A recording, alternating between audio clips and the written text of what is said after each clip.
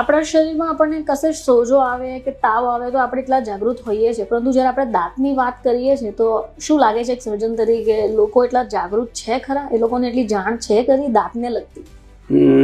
ના, નથી. પ્રોબ્લેમ એ છે કે કુદરતે એવું ગણવામાં આવે છે કે 32 દાંત છે મોઢામાં, એક બે ઓછા થઈ જશે તો કંઈ ફરક નહીં પડશે, પણ એકચ્યુઅલી એવું નથી.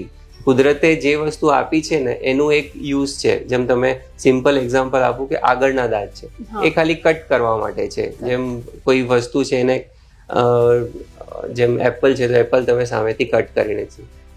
પાછળના દાંત છે એ ચાવવા માટે છે. So you can chew with your food with that. It like grind કરવા માટે જે વસ્તુ છે.